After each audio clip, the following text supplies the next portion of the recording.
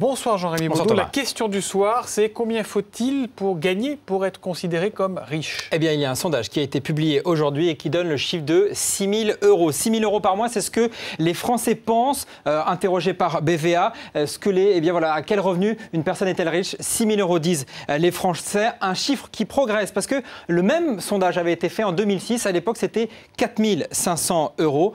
On notera quand même que pour la plupart des personnes interrogées, les personnes riches sont plutôt une exception. 6 000 euros par mois, ce ne sont pas les plus riches, évidemment. Non, ce ne sont pas les plus riches. D'ailleurs, si on en croit les derniers chiffres de l'INSEE, les 1% de Français qui gagnent le plus d'argent ont un salaire qui dépasse les 18 000 euros par mois. On est donc 3 fois au-delà de cette perception liée à ce sondage. Par contre, à la question, vous considérez-vous comme riche?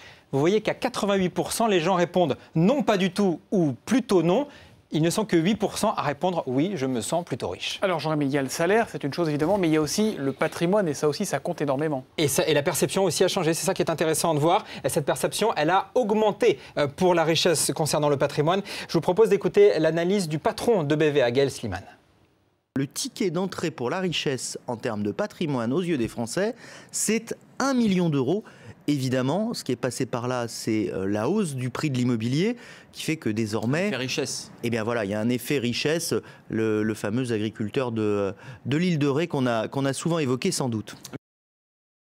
Et on enchaîne avec d'un monde à l'autre finalement, puisqu'on était avec les riches, on va avec ceux qui ont des grosses difficultés, le surendettement avec encore des chiffres records. Jean-Rémy. Des chiffres records, 900 000 ménages sont actuellement surendettés en France, un chiffre qui a progressé de 15% par rapport à 2008. En moyenne, les ménages concernés ont une ardoise de 45 000 euros de dettes impayées. Alors même si les Français sont moins exposés que d'autres voisins européens ou encore que les Américains, eh bien, certaines associations, et notamment l'association Crésus, militent pour un registre national des crédits. Quel enjeu? Écoutez.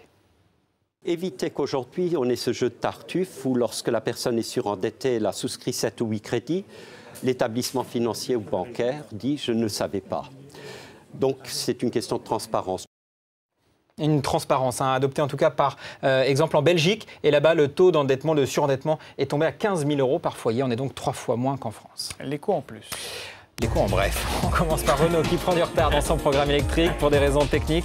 Son usine de fabrication de batteries à Flins ne sera opérationnelle qu'en 2014 et non en 2012 comme prévu.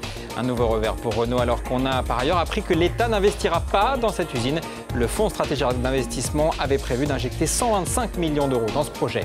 La Banque centrale européenne, elle ne compte pas laisser tomber les pays en difficulté malgré les notes des agences de notation. C'est ce qui ressort du dernier discours de Jean-Claude Trichet, le patron de la BCE qui a confirmé le relèvement des taux en zone euro, 1,5%.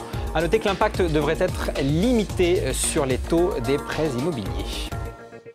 L'écho en plus, donc nous y arrivons et c'est l'ex-présidente d'Areva qui parle pour la première fois. Ah oui, première interview d'Anne Lauvergeon depuis son éviction de la tête d'Areva. Dans Le Monde, elle défend son bilan. Elle dénonce aussi le manque de constance et de vision stratégique de l'État sur le nucléaire. Elle regrette aussi les attaques dont elle a fait l'objet. Et puis, puisqu'on parle de patron, on notera ce soir la confirmation de Pierre-Henri Gourgeon à la tête de Air France KLM. Ça nous est parvenu juste avant ce journal. Nouveau mandat de 4 ans pour lui. Absolument. À la tête de la compagnie. La bourse, les bourses aujourd'hui. Eh bien, les bourses, notamment à Paris, ça a été plutôt rassuré par une séance de rebond, rassuré par le discours de Jean-Claude Trichet sur la question du Portugal ou encore de la Grèce, que la BCE ne laissera pas tomber ces pays. Et vous le voyez aussi du côté du Dow Jones, ça a progressé. Mais ça, là, c'est parce qu'on a des bons chiffres du côté du chômage américain. Merci Jean-Rémy. Merci.